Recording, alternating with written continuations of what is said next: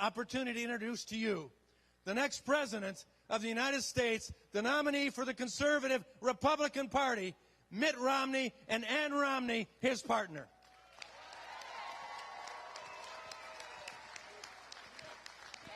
Mitt, Mitt, Mitt, Mitt, Mitt, Mitt, Mitt, Mitt, Mitt, Mitt, Mitt, Mitt, Ann, Mitt, Mitt, Mitt, Mitt, Mitt, Mitt.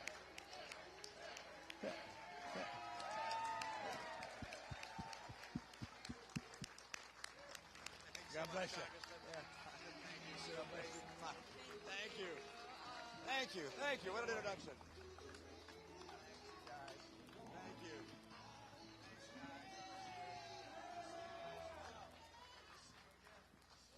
Wow, look at that. All the way back to the far wall. Look at that. How you kids up there with signs. Good to see you. Thanks for being here today.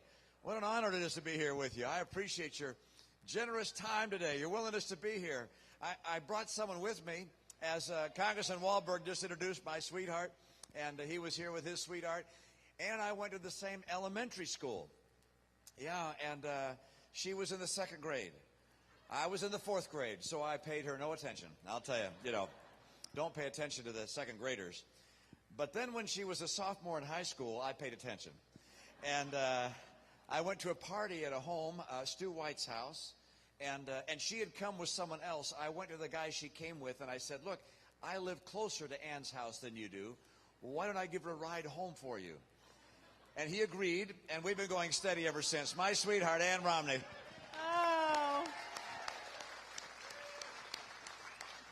Thank you all. Oh, we've got some cute baby back there and the whole thing, and we've got people all the way back there. That's fantastic that so many turned out in Albion. Are we in Albion or Jackson? It's Jackson County. It's Jackson County, Albion. All right, so I gave a speech in Jackson County, I don't know, three days ago. Monday? When was that? Monday. Okay. So it's good to be back, and it's good to see so many folks coming out, and it's good to know that you're here because that means you care about America. And we're concerned about that. We recognize that things are broken in Washington. We're frustrated with the spending. We're frustrated with the debt. And I got to tell you, I love my grandkids. I'll tell you a little story about my sons, though. I think I love my grandkids more than my sons. But when my boys were young, this guy was so fantastic because when I was a young mom and those boys were so naughty, he would remind me that my job was more important than his job.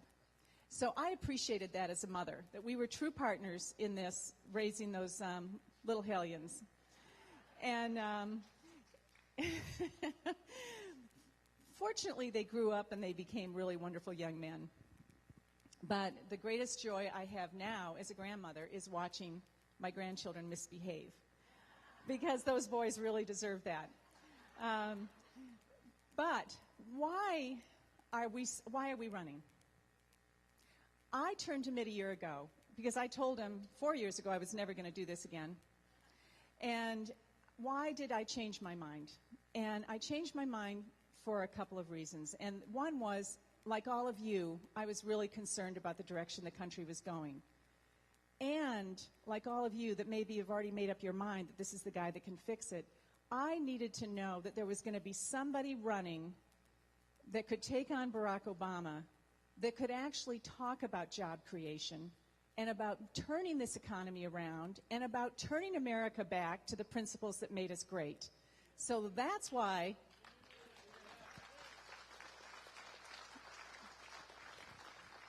a year ago I'm like, you know what? This country's worth it. I'm angry about where our country's going and the direction our country's going, and I don't want my grandchildren to have to pay my debts. I'm sick of that. Mitt's over there wondering if I'm ever going to give the microphone to him. You can have it all day, honey. She's the boss. So that's why we're running. We're running because America's worth it.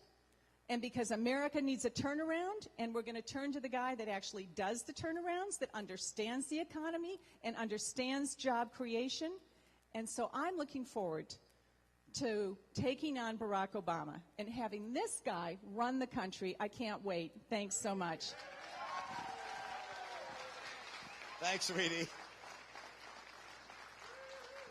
Well, this sure has been fun these last 10 days or so. We started off about, 15 points down in the polls. Now we're leading in the polls. Thanks, you guys.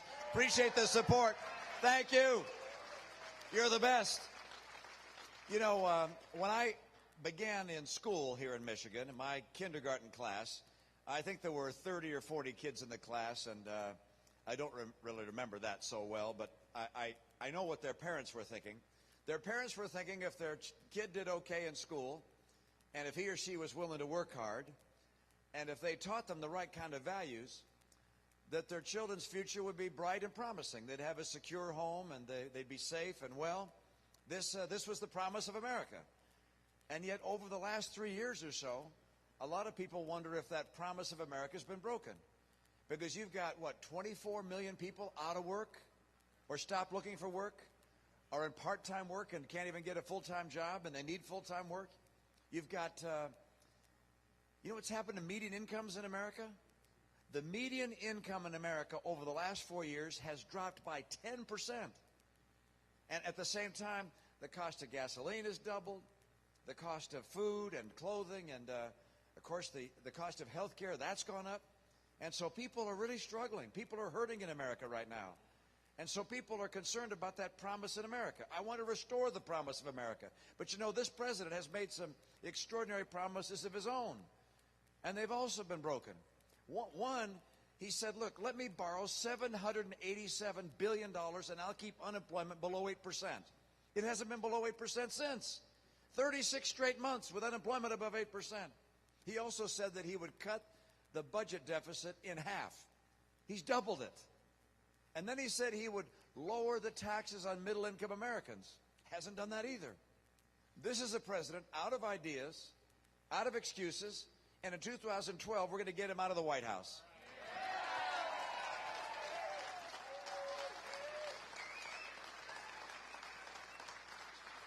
And America's going to have a choice of which path we're going to go down. His path is one with larger and larger deficits, trillion-dollar deficits, deficits over $1 trillion a year for 4 years.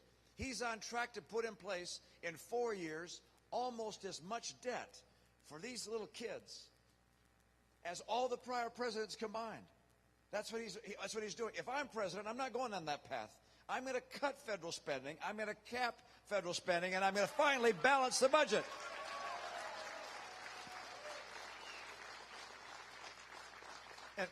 And by the way, I've done that. You see, in a business like this, and every other business I know, you balance your budget or you go out of business. So I've balanced budgets. And then I went out to the Olympics that were in trouble, and we balanced the budget there. And then I went to my state of Massachusetts. We had a $3 billion budget gap. And people said, you're going to have to raise taxes. I said, no, I'm not going to raise taxes. We're going to cut back. And we cut back and balance the budget there as well. I know how to balance budgets, and I'm going to get America on track to a balanced budget. And I'm going to do that, by the way. I'm going to do that by doing 3 simple things. One, I'm going to get rid of some programs. I'm just going to stop them, cut them out, like Obamacare. We're getting rid of that day one. We're getting Obamacare out of the way. 2, I'm going to take a lot of programs that are in Washington, big bureaucratic programs that are duplicative and excessive. I'm going to combine them, send the money back to each state, and have states run programs like workforce training and Medicaid and housing and food stamps. Let's get them back to the states where the states can do a better job. And number three, I'm going to look at the federal workforce, and I want to bring it down by about 10% through attrition. And then I want to link the pay of government workers with the pay in the private sector. I don't think taxpayers should pay more than the people that that the workers should get more than the taxpayers paying for them. I want to level that out. So I'm going to balance the budget.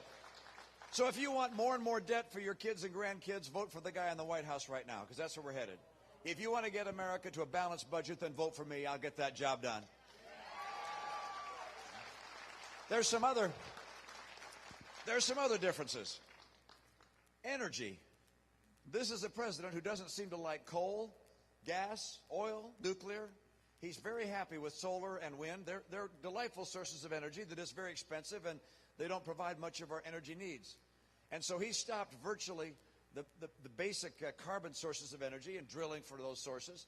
If I'm president of the United States, I'll do a couple of simple things. One, I'll open up drilling for some of our gas and oil and get our coal flowing again, but also I will bring in that pipeline, that Keystone pipeline, to bring oil from Canada.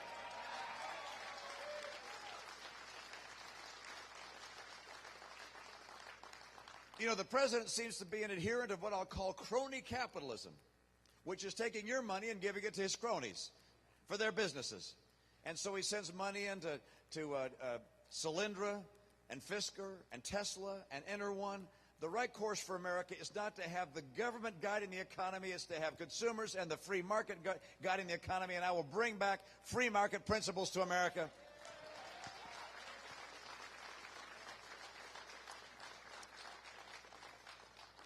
Let me ask you what you want. What do you want in your next president? What do you want him to be able to do? I believe you want a president who can create jobs and get this economy going again. I believe that if you think about what America needs right now, you'll recognize that what we want is an economy that's strong. An economy so strong, it will grow and can balance our budget. An economy so strong that it can fund a military which is second to none in the world. An economy so strong that your kids coming out of school, whether high school or college, know they'll have a good job waiting for them. An economy so strong that people know that their incomes are going to rise because there'll be more and more demand for workers and quality skill. An economy so strong that you know the future will be brighter than the past. And so if for you the question you want to have answers is who can best get this economy going, I hope you recognize that the best way to get an economy going is to have someone who's actually had a job in the real economy to get it going, and I have. I'm running against a couple of guys in my primary who are good guys, but they've spent their career in Washington. Washington has a culture of its own. One of them the other night in the debate, that was a fun debate, by the way. I enjoyed that last debate. He was asked why he voted something he disagreed with. And he said, well, sometimes you have to take one for the team. No, my team is the people of the United States of America, and I want to get the people of America working again. These guys have spent their life in Washington. They've worked for companies or for lobbying firms in Washington. They've worked as elected officials in Washington. That's what they know. I spent 25 years working in business. That's what I know. I want to use that business experience to get the economy going again. So if your question is, what do I want in our next president? And if you want someone who understands the economy and will get it going, I'm the only guy in this race that will answer that question with the affirmative capability of growing America's economy, getting Michigan back to work, and getting America back to work.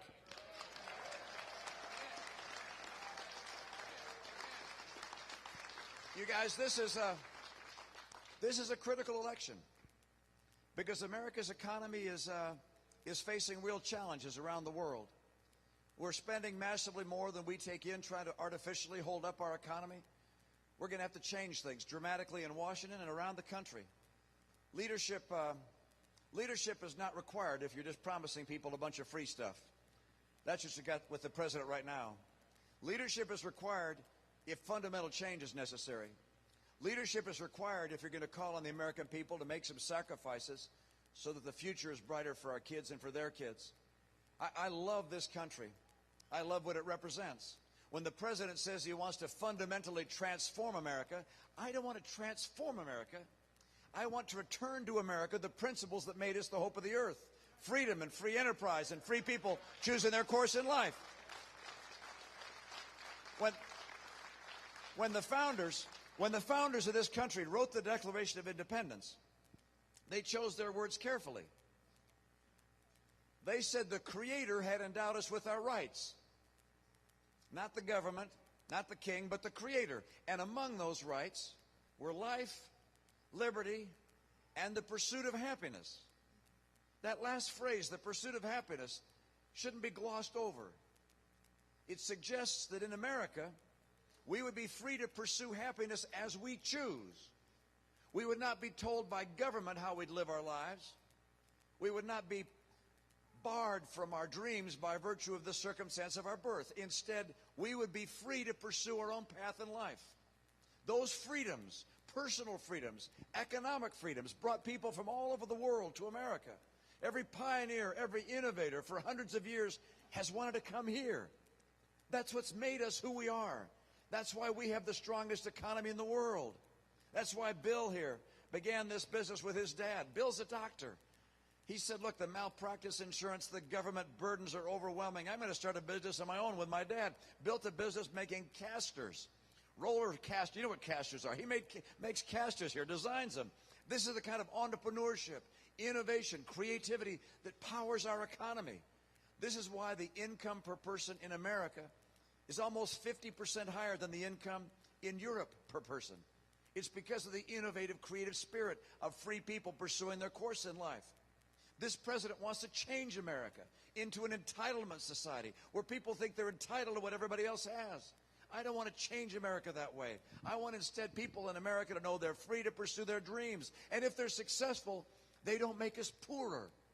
If they're successful, they make us better off. I love the American way. Europe is not right for America. America is right for America.